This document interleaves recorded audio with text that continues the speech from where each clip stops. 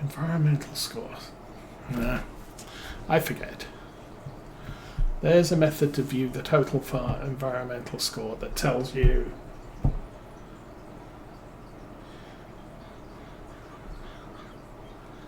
that wasn't that bad.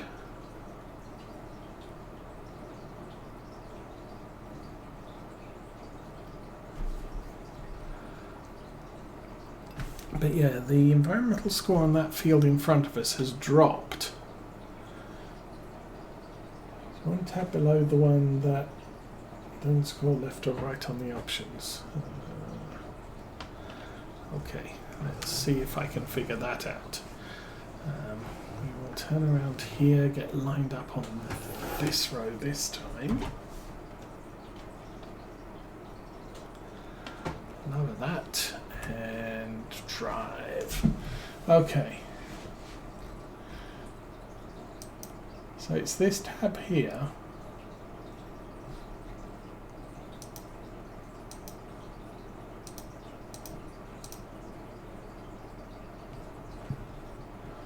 Not purchase soil information. The one with the satellite. This is the one with the satellite. Then scroll left or right through the options.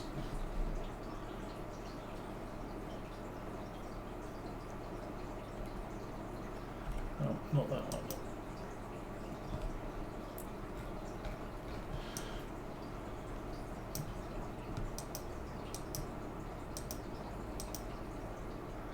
That one, but then how do I show the total score for the farm?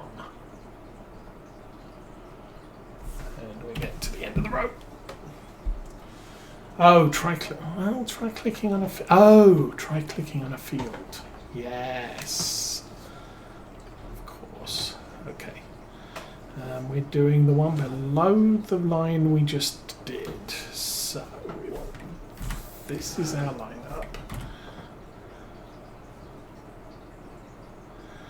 Lower that, cruise control on, and click on a field. No. That's just telling me the economic analysis. How do I show, how do I not show the economic analysis? Is help going to help me?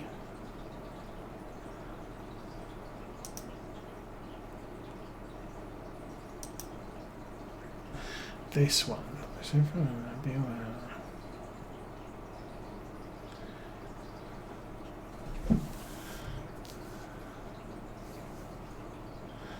Right, there's a total. I want to see this panel here.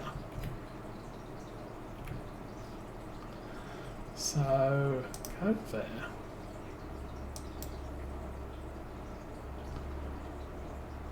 See, I can see these. How do I get to that panel there? It's just telling me the economic analysis of my field, and keep an eye on the tractor. Well, I guess we'll find out, because the point, well, actually, to be fair, I don't actually need to see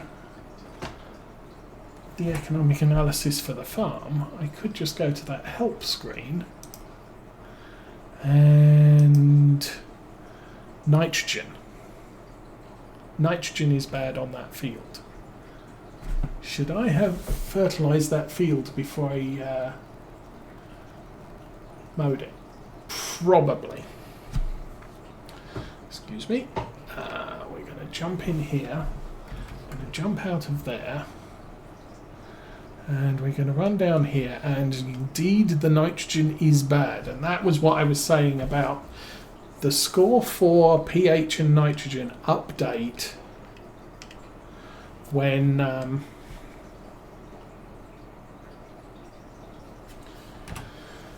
the field is harvested.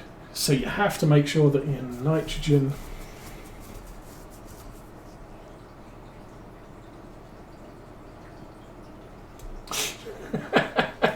yeah, it's all those, well, it shows stuff and then you can't remember how you got there. Show total values at the bottom of the tab.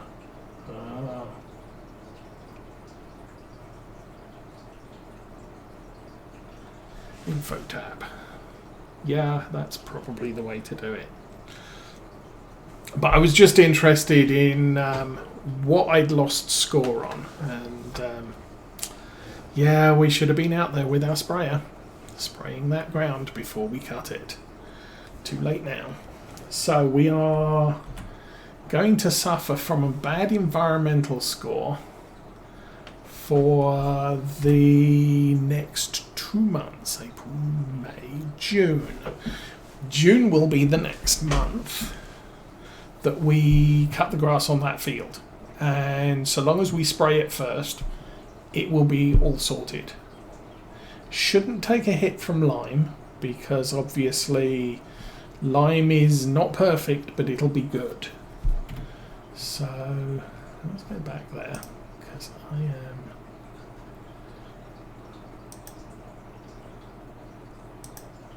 It's definitely not that. Definitely wasn't that. Oh, there we go. Click on the farm. Click on a not field. So currently our overall score is bad on nitrogen, bad on pH. This is bad on pH, this is bad on nitrogen. Weed control, I don't know why that's bad. Soil sampling, we're pretty much perfect on that. Tillage is bad because we have to finish this field off.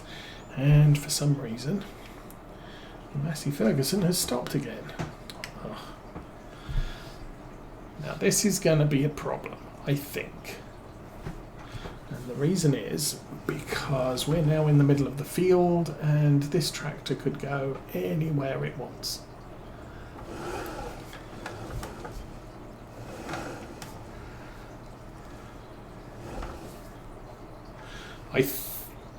I'm going to predict it turns left when it gets to the other end of this field.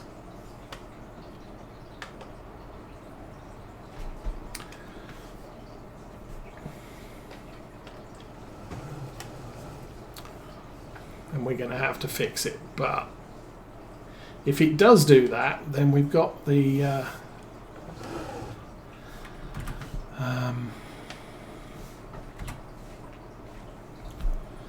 we have a working theory that it always turns left, and therefore we can position it accordingly to try and complete the middle of the field. So I really don't want to have to reposition it every time it tries to turn around. Shall we watch it? It's getting a little bit far away, and as I said, course play is probably the way to fix this.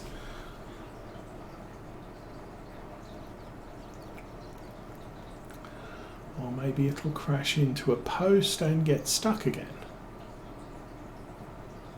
I think it's crashed into a post and got stuck again. Maybe we need 3 headlands with that mower.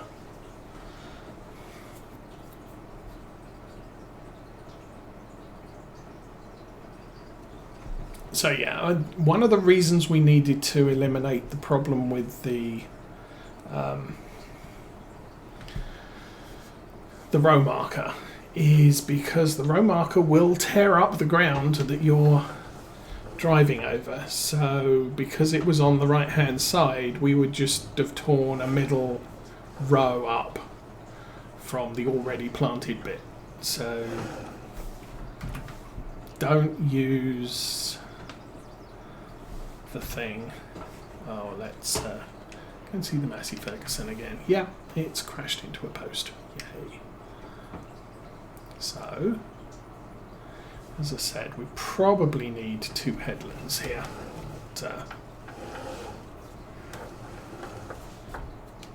Or 3 headlands rather than 2. But didn't, too late. So get that lined up again. Get that back on a helper.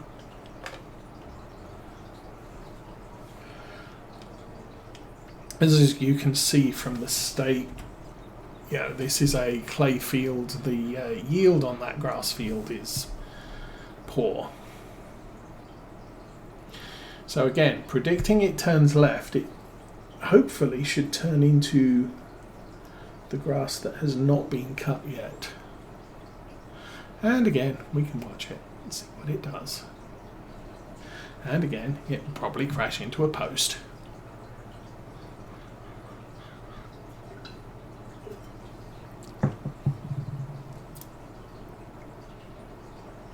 I kind of wonder if I chop down the hedges and replace them with placeables, if it would see the entire width of that as an impassable terrain, and thus... No, it's turning right. Dude! This is not the way. Okay, we'll stop here. We will go here, send the worker home, and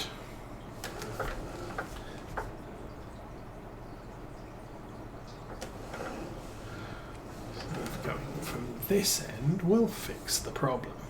Again, possibly not.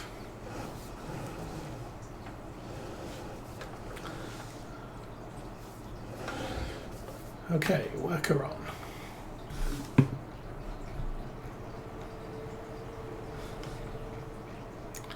Dude in a hat. Okay. And finish off the row, lift it up, and we'll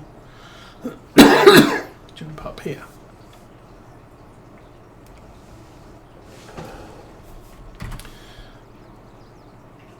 GPS on.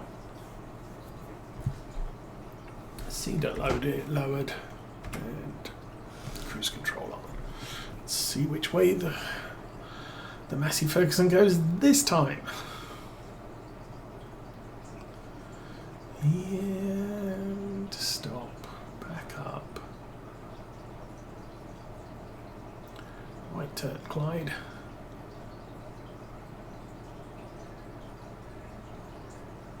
Yeah!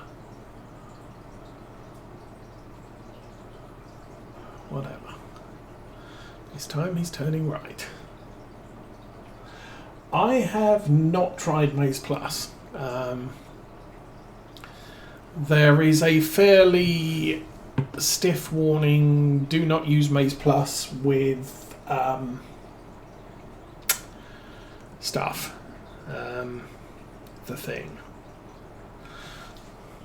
Or avoid using Maize Plus with robot cow feeders, because robot cow feeders can't keep up with the demands of cows using Maize Plus. However, on this map, the cow sheds have been modified. They are robot feeder cow sheds, and they've been modified to support up to 700 cows. And Cavalier Roy assured me that they are capable of producing enough food for 700 cows. Now, obviously, with Maize Plus, and is it 10 times the normal food requirement? We could probably support 70 cows, and the robot feeder could probably cope with it. So that's potential. Also, I've heard that Cavalier Roy has made an amendment to this map which supports Maize Plus. So, potentially, I'm guessing that the grazing areas for each of the husbandries he's set on the map aren't actually set up right to allow grazing, the animal feed grazing thing. And I'm guessing that the modification he's made to the map adds or puts the grazing points where they're supposed to be for each of the husbandries. That then allows us to, in part, rely on the grass adjacent to the cow sheds to supplement their food, and not rely 100% on the robot feeder. Plus, we can drop our own food into the cow shed at any time, and we do produce. I mean, we produce about, let's call it 25 bales at 7,500 lots. Okay, let's pull up the calculator. Calculator. 7,500 times, call it 25. We produce 187,500 litres of grass product every other month. I could call it 200,000 just to be nice. We could supplement with whole crop silage and stuff like that, although at this point I don't have the fields to support it. At least not much.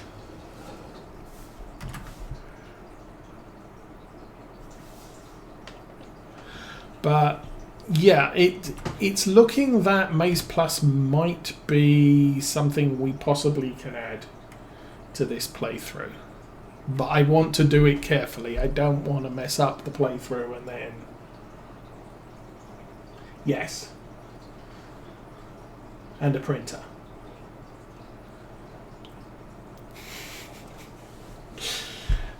But... yeah, we'll see. I'm kind of thinking we'll go that way, and then we may change our goals, that we're not going for a flock of 700 cows, but we're going for a flock of maybe about 100, because anything more will just be too time demanding just on the cows, and I kind of like doing other stuff at the same time. So we'll see. Obviously, for a BGA playthrough, yes, it's ideal because that's what you're doing. And it does change. I mean, obviously, we used Maize Plus in Oakfield Farm and had a lot of fun with our sheep doing that.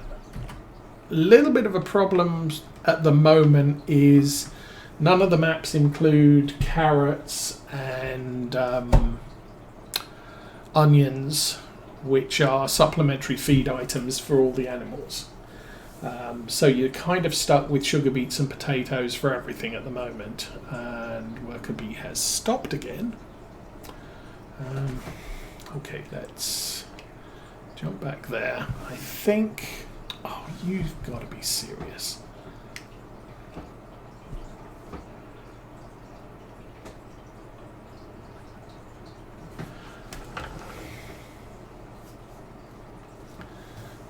But yeah, we have used it before. I'm guessing there is the potential that onion and carrot farming may become a thing on a mod sometime in the not too distant future, or could also be added as a crop, a greenhouse crop on some of the mod greenhouses. The yard that we use, the garden, when it started life was it something like sunflowers, potatoes, and then strawberries, lettuce, and the other thing you get: strawberries, lettuce, tomatoes. Strawberry, lettuce, tomato, which is the base game stuff, plus sunflowers, plus potatoes. That mod has already been updated to also allow production of sugar beets, canola and cotton, I think, are now options on that.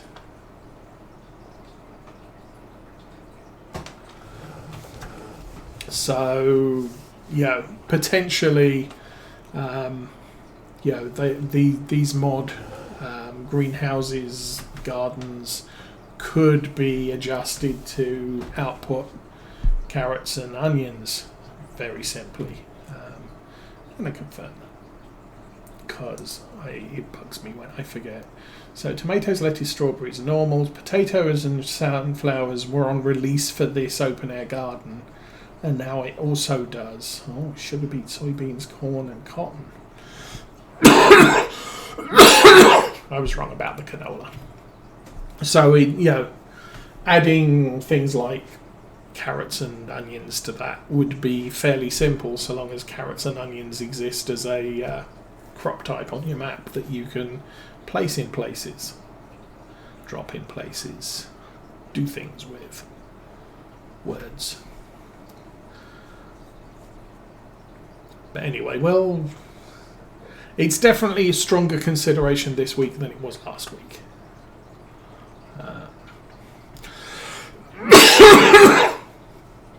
However, last week I think I kind of wanted to do two things. One is to copy this game save off and sort of play around A with Maze Plus and B with adjusting what the yard looks like. So, cheat in some money and just mess around and see what breaks the game. See what sheds fit where. And then I don't know what he's doing. The other thing is World of Warships is 7 years old, and so if you play every ship you have, you get some. Every ship you have over tier 5, you get some bonus. So if you play all your tier 10 ships, you get a super crate on each one. And thus, it will all work out in the end, trust me. But thus, I had a couple of marathon nights at World of Warships because I've got about 250 ships, and probably about 70% of them have bonuses currently attached, which I'm trying to redeem. So it ended up I didn't have enough time to mess with Maze Plus this week. Okay. Now we get on to fixing the OCD.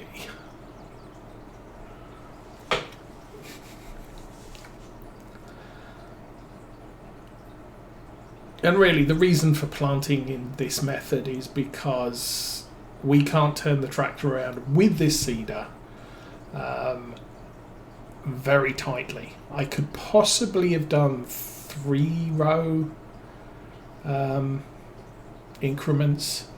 We ended up doing 4 because, I turned that much on the first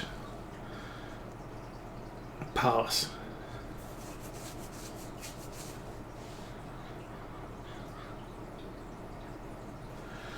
And of course, because of the turn here, I'm going to turn left first and then come back on myself. And lift that, turn around.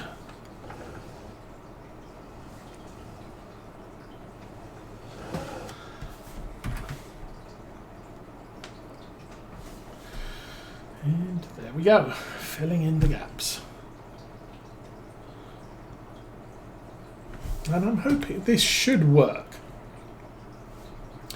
As I said, what we've got to be careful of is because this tractor has installed crop sensors, we do not want to be seeding with a seeder that also fertilizes.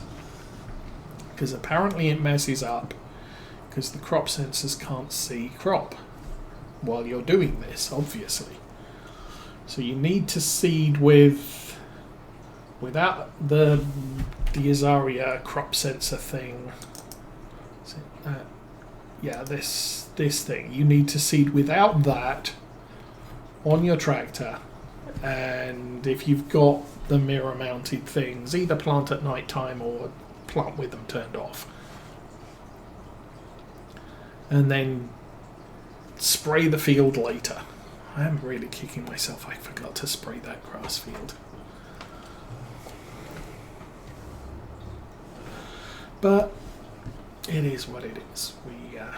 We done messed up.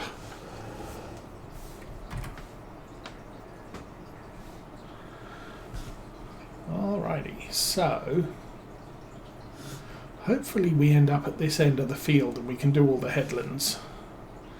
And then do this strip down here. And, oh, you know what? He's crashed. He's gone home. Okay, good.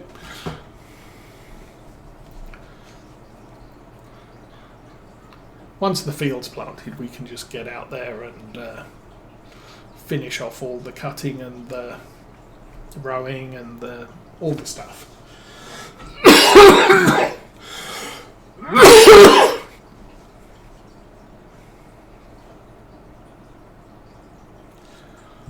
Now, I tend to rake with this tractor because it's got the GPS installed.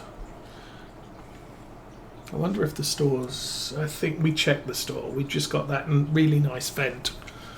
Oh, really nice vent. Oh.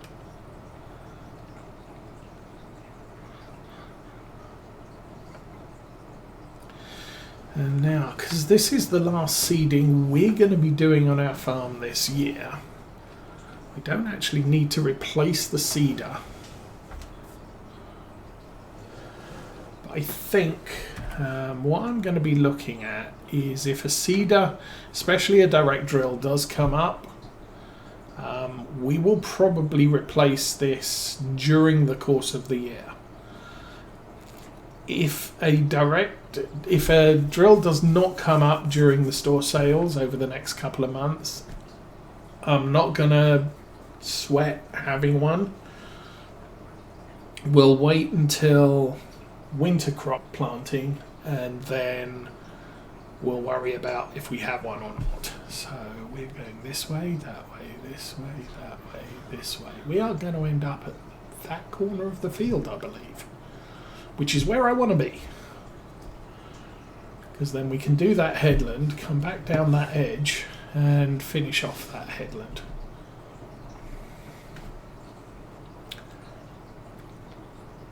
And yes, technically this is the way you should do the fields, because you don't want to be driving over seeds you've already planted.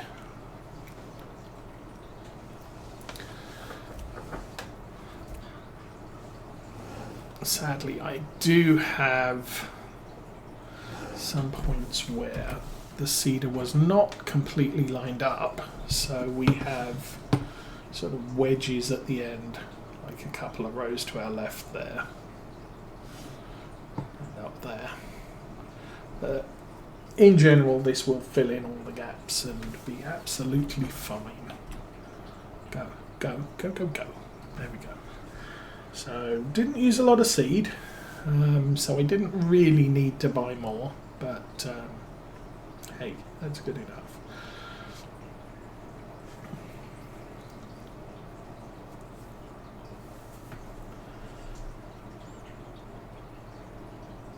Oh, the one that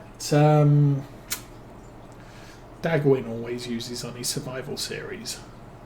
Yes. It's one of the reasons why I didn't go for that one.